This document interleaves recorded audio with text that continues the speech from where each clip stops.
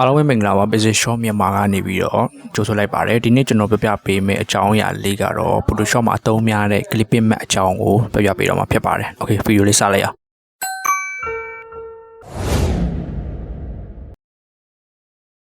clipping mat ကဘယ်လိုအလုပ်လုပ်တယ်လဲဘယ်လိုနေရာတွေမှာအသုံးပြုကြတယ်လဲဆိုတော့ object တစ်ခုခုကိုဒါမှမဟုတ် shape တစ်ခုခုကိုအပေါ် layer ကနေပြီးတော့တိတန့် fade လုပ်လိုက်တဲ့သဘောပဲဖြစ်ပါတယ်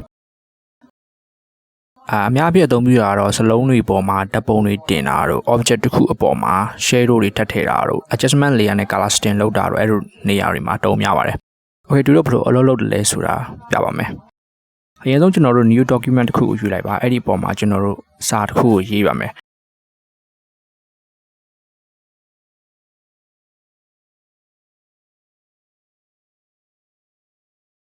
clipping mat အကြောင်းပြောမှာဆိုတော့ကျွန်တော်က clipping mat လို့ရေးလိုက်ပါမယ်စလုံးဖောင်းတော့နည်းနည်းထူတာလေးကိုရွေးပါမယ်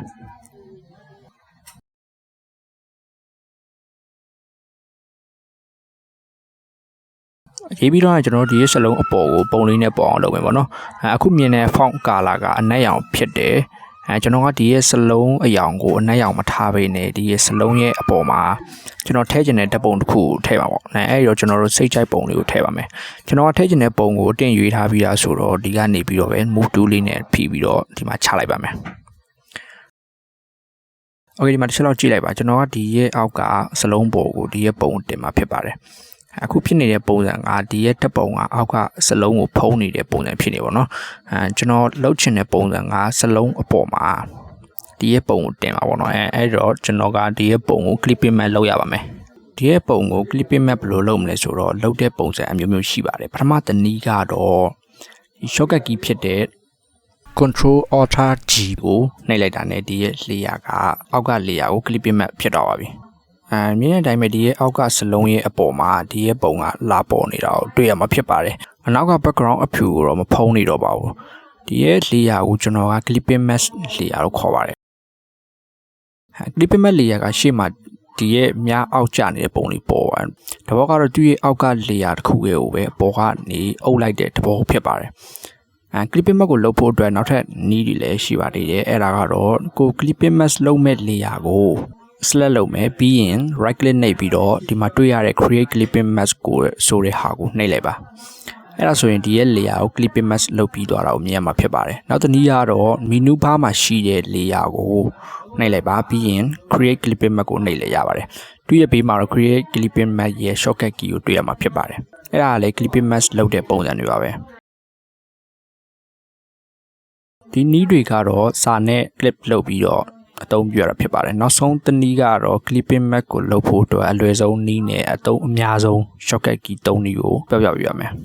အဲ့ဒါတော့ကျွန်တော်တို့ clipping mat လုပ်မဲ့ layer ရဲ့အောက်နားလေးမှာပေါ့နော် mouse cursor လေးကိုရွှေ့လိုက်ပါကျွန်တော်အဲ့လိုရွှေ့တဲ့နေရာမှာကျွန်တော်တို့က keyboard ကနေပြီးတော့ order key ကိုဖိထားပါမယ်အဲ့လို order key ကိုဖိထားပြီးတော့ mouse cursor ကိုဒီရဲ့ layer အောက်ကိုရွှေ့လိုက်မယ်ဆိုရင် clipping mat icon လေးပေါ်လာပါလိမ့်မယ်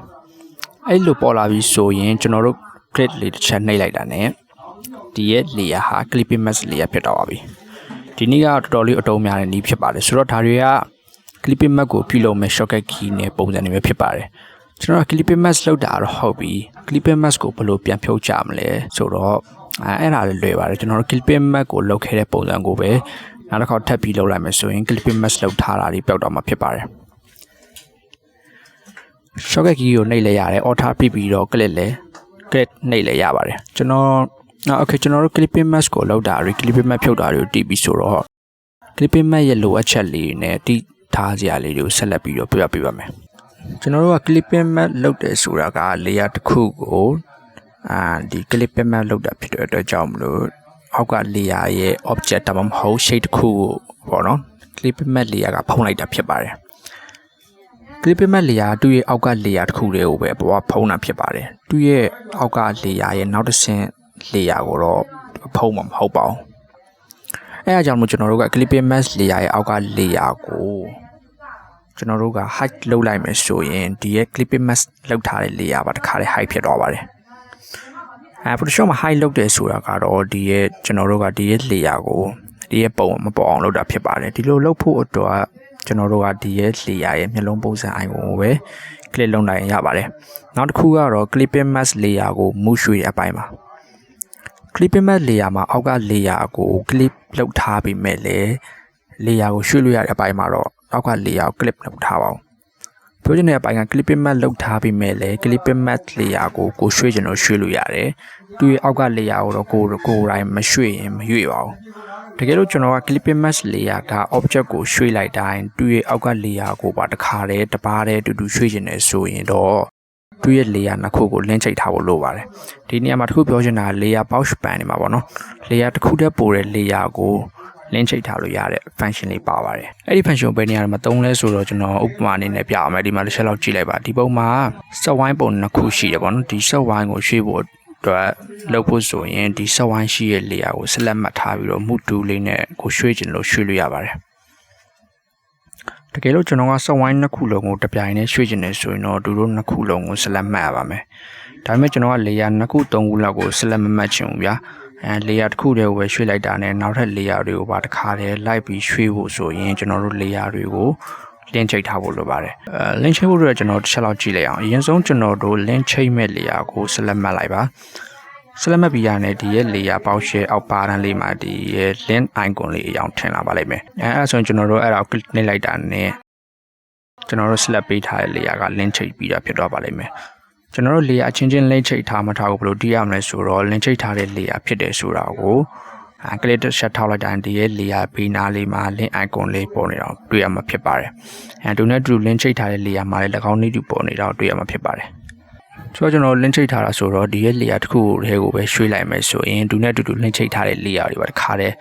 လိုက်ပြီးရွှေ့ရတော့တွေ့ရမှာဖြစ်ပါတယ်အဲတော့ကျွန်တော်တို့ clipping mask ကိုတစ်ချက်လောက်ပြန်သွားကြည့်အောင် clipping mask မှာလည်းအဲ့လိုပါပဲ layer တစ်ခုကိုရွှေ့လိုက်တာနဲ့နောက်ထပ်တစ်ခုပါလိုက်ပြီးရွှေ့ဖို့အတွက်ဆိုရင် link ချိတ်ထားဖို့လိုပါတယ်